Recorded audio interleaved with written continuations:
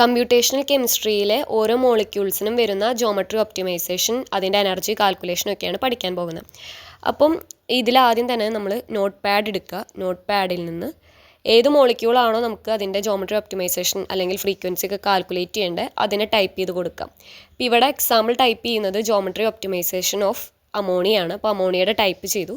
Next save ചെയ്യാൻ ഫയലിൽ save as കൊടുക്കുക. എന്നിട്ട് ഫയൽ നെയിം ടൈപ്പ് ചെയ്യുക. ഏത് ഫയൽ നെയിമായിട്ടാണോ നമുക്ക് സേവ് ചെയ്യേണ്ടത് അത് ടൈപ്പ് ചെയ്യുക. അതിനോടൊപ്പം .gjf എന്നും കൂടി ടൈപ്പ് ചെയ്യണം. അത് കമ്പൽസറി ആണ്. .gjf. നെക്സ്റ്റ് ടെക്സ്റ്റ് ഡോക്യുമെൻറ്റ്സിലെ ഓൾ ഫയൽസ് സെലക്ട് ചെയ്യുക. എന്നിട്ട് സേവ് പറയുക.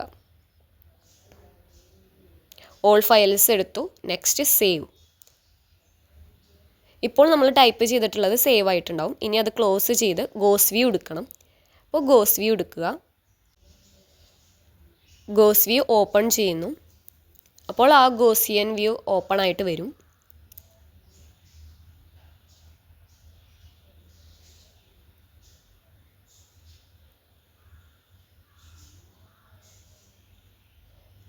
നെക്സ്റ്റ് അതിലത്തെ ബാക്കി വിൻഡോസ് കാര്യങ്ങളൊക്കെ ഒന്ന് ക്ലോസ് ചെയ്തതിന് ശേഷം റൈറ്റ് ക്ലിക്ക് അടിച്ച് ഫയലിൽ ഓപ്പൺ പറയുക. അപ്പോൾ നമ്മൾ എവിടെയാണോ നമ്മളുടെ ആ ഒരു ഫയൽ നമ്മൾ ഓൾറെഡി അമോണിയയുടെ സേവ് ചെയ്ത് വെച്ചിട്ടുള്ളത്, അത് എവിടെയാണോ സേവ് ചെയ്തതെന്നുള്ളതെങ്കിൽ ഡെസ്ക്ടോപ്പിൽ എവിടെയാണോ സേവ് ചെയ്തതെന്നുണ്ടെങ്കിൽ അവിടെ നിന്നും അത് എടുക്കുക. അങ്ങനെ അത് ഓപ്പൺ ചെയ്യുക. അപ്പോൾ ഇപ്പോൾ അമോണിയയുടെയാണ്. അപ്പോൾ അമോണിയ ഓപ്പൺ ആയിട്ട് വരും. അതിൻ്റെ ഓപ്പൺ ആയിട്ട് വരുമ്പോൾ നെക്സ്റ്റ് അതിൽ കാൽക്കുലേറ്റ് എടുക്കുക. ഗോസിയൻ കാൽക്കുലേറ്റ് സെറ്റപ്പ് എടുക്കുക. അതിൽ ബാക്കി ജോബ് ടൈപ്പും ഒപ്റ്റിമൈസേഷനും കാര്യങ്ങളൊക്കെ ഓക്കെ ആയിരിക്കും. അപ്പോൾ നമ്മൾ സബ്മിറ്റ് കൊടുക്കുക.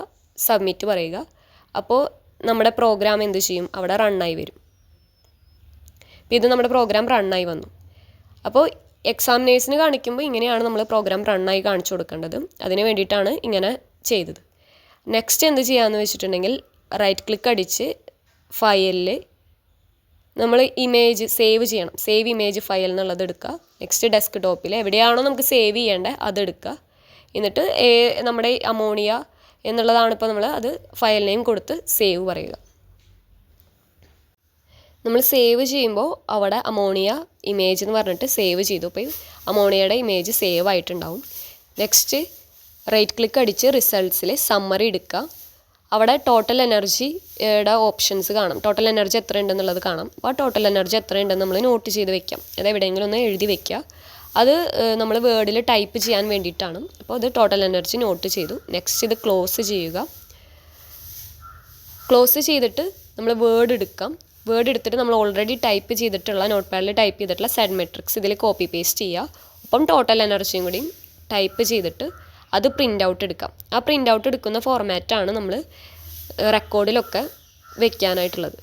നെക്സ്റ്റ് നമുക്ക് ഇതിൽ നിന്നും വൈബ്രേഷൻസ് കാൽക്കുലേറ്റ് ചെയ്യണം. അതിന് വേണ്ടിയിട്ട് റൈറ്റ് ക്ലിക്ക് അടിച്ച് വൈബ്രേഷൻസ് എടുത്ത് അപ്പോൾ ഇങ്ങനെ ഒരു വിൻഡോ ഓപ്പൺ ആയി വരും. അതിൽ സ്റ്റാർട്ട് ആനിമേഷൻ, സെൻറ്ററിലുള്ള സ്റ്റാർട്ട് ആനിമേഷൻ എടുക്കുക. അപ്പോൾ എത്ര വൈബ്രേഷൻസ് കാര്യങ്ങളുണ്ടെന്നുള്ളത് മനസ്സിലാക്കാനായിട്ട് പറ്റും.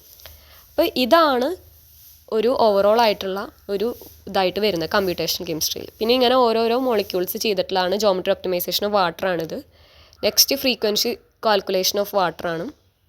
അങ്ങനെ ഓരോന്നും കാണാനായിട്ട് പറ്റും. അതായത് ഇതൊക്കെ നമ്മൾ ഇതേപോലത്തെ ഫോർമാറ്റിൽ ടൈപ്പ് ചെയ്ത് പ്രിൻ്റ് ഔട്ട് എടുത്തിട്ടുള്ളതാണ്. പിന്നെ ഫ്രീക്വൻസി കാൽക്കുലേഷൻ ഓഫ് അമോണിയ ഉണ്ട്. നെക്സ്റ്റ് ഫോർമാൽഡിഹൈഡിൻ്റെ ജോമെട്രി ഒപ്റ്റിമൈസേഷൻ ഉണ്ട്.